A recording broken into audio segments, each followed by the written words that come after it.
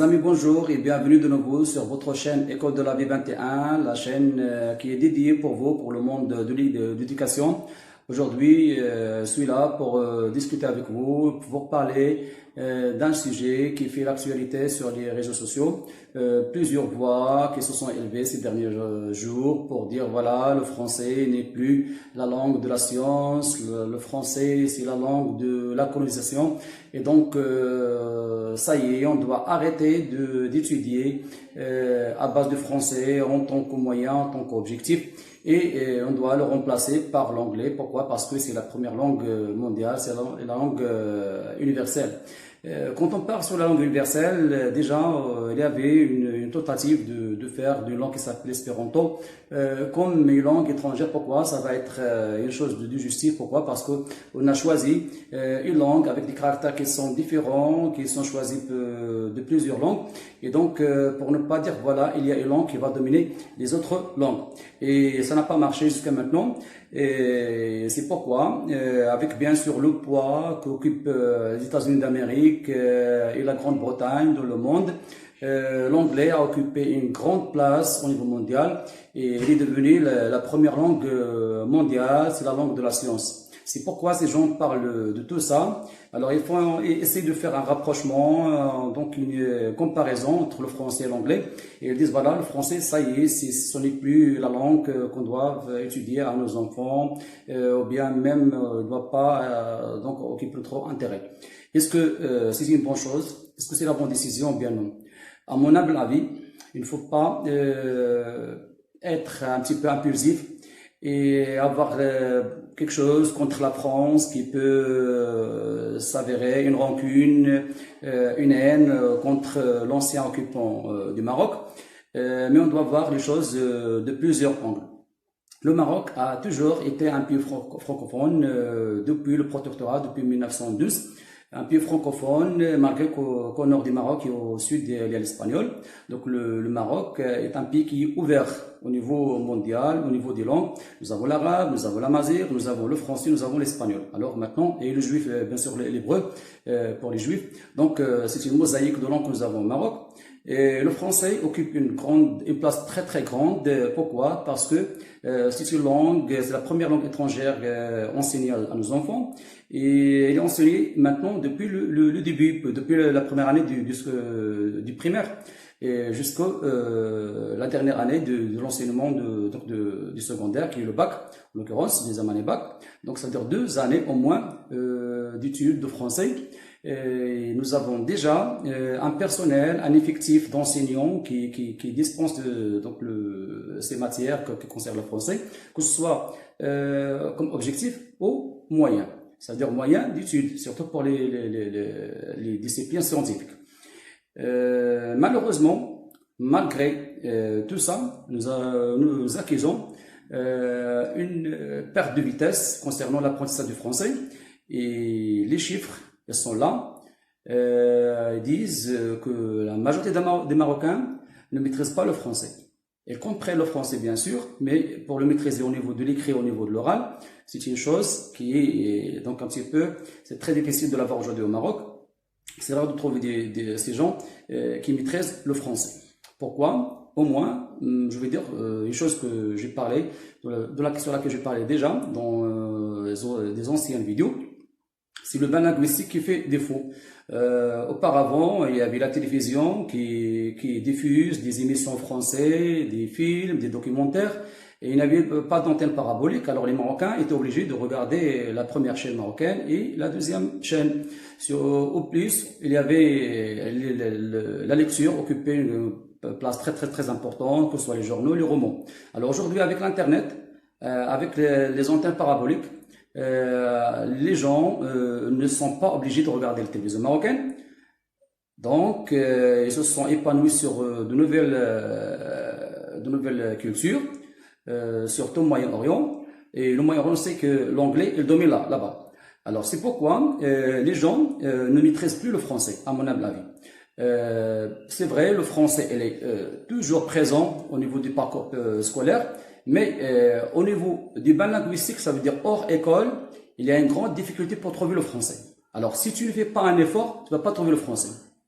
Alors, si les gens disent que le français maintenant, parce que ça c'est parmi les arguments qu'ils avancent, pourquoi on doit remplacer le français par l'anglais, c'est parce qu'ils disent selon leur argument, sur leur prétexte, le français est une langue qui est très difficile à apprendre. Alors voilà, 2 ans que j'apprends le français, je ne le maîtrise plus, c'est pas comme l'anglais.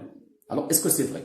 Bien sûr, ce n'est pas logique parce que 2 années pour une langue, si tu la apprends comme il faut, bien sûr, tu vas la maîtriser en une année, en 2 années, 3 ans, je sais pas, au maximum. C'est pas pour 2 années. Si tu as étudié une langue pendant 2 années et tu ne maîtrises pas, ça veut dire il y a quelque chose qui cloche.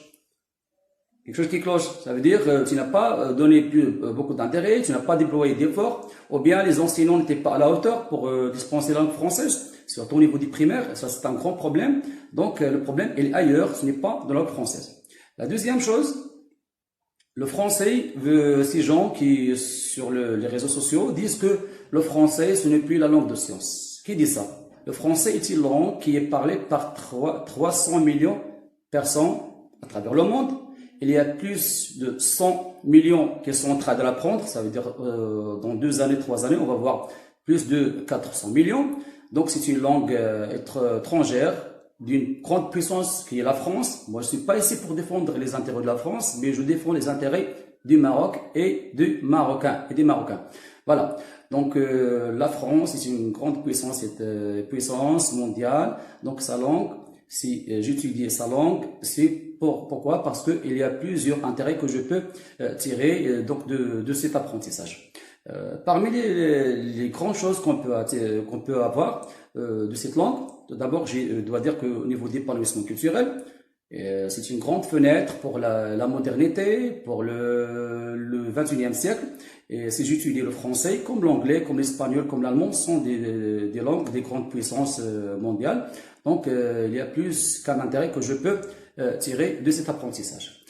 Deuxième chose, le Maroc, on doit voir quand même nos intérêts. Nous sommes des Marocains, nous avons de grandes relations politiques et économiques avec la France, même si la France n'est pas toujours avec nous dans notre intérêt, surtout dans le problème du Sahara.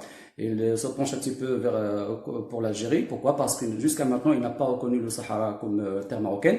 Et c'est lamentable de la part de la France. Voilà, donc c'est politique. Mais quand même, nous avons de grandes relations politiques de partenariat avec. Un autre point sur lequel on peut parler, c'est le point économique entre le Maroc et la France. Nous savons très bien que le Maroc est devenu une puissance régionale au niveau africain et au sud de la Méditerranée. Et cela, c'est grâce à notre partenariat avec la France, un partenariat qui a duré plusieurs décennies et qui a été couronné par l'avènement d'une puissance, on peut dire une puissance marocaine régionale, une puissance économique. Et le Maroc est devenu le deuxième investisseur africain au sein d'un continent qui est plein d'avenir, plein d'espoir, qui est le continent africain. Donc le Maroc est le deuxième investisseur africain au niveau de l'Afrique. Et cela, comme j'ai dit, c'est grâce à notre partenariat avec la France et grâce à notre francophonie. Pourquoi? Parce que les sociétés marocaines sont pleines et sont dirigées par des cadres qui ont une formation francophone. Notre enseignement, bien sûr, comme nous avons dit au début, est un enseignement francophone, à moitié arabe, à moitié francophone. Et donc, cela a donné donc un grand élan pour le Maroc pour pouvoir s'épanouir, surtout au niveau de l'Afrique occidentale. L'Afrique, bien sûr, francophone. Alors, si nous avons de bonnes relations avec le Gabon, avec le Mali, avec le Burkina Faso, avec le Sénégal, et on peut dire même avec la Mauritanie, c'est grâce à notre francophonie. Même si au niveau de l'histoire, le Maroc a une grande histoire, même avant cela, donc comme était donc avant le protectorat français, et le Maroc était un grand empire et qui était très vaste, et qui est allé jusqu'à ces points-là. Alors, grosso modo, acquérir une langue étrangère n'est jamais une perte de temps. Surtout quand il s'agit du français qui est la langue d'un pays qui est le noyau de l'Union européenne, qui est la France. Nous devons tout simplement savoir pourquoi on est en train d'étudier le français et comprendre qu'il y a plus qu'un enjeu, quels sont des enjeux d'éducation, des enjeux politiques et des enjeux économiques. Voilà ce que je peux dire sur ce sujet. Je vous dis, apprenez le français, consolidez votre français, améliorez votre niveau de français et bien sûr, essayez de vous épanouir sur d'autres langues et surtout l'anglais. Pourquoi? Parce qu'un homme et une femme qui parlent 4 langues, c'est pas comme quelqu'un qui parle seulement 3 langues. Et quelqu'un qui parle 3 langues, ce n'est pas quelqu'un qui parle seulement une langue. Et tant que vous maîtrisez plus de langues, tant que vous êtes des gens épanouis et vous avez donc une grande maîtrise et une grande culture qui vous permet de vous épanouir, de vivre une vie qui est normale et d'être plus à l'aise. Je vous dis au revoir et Inch'Allah à bientôt avec une autre vidéo.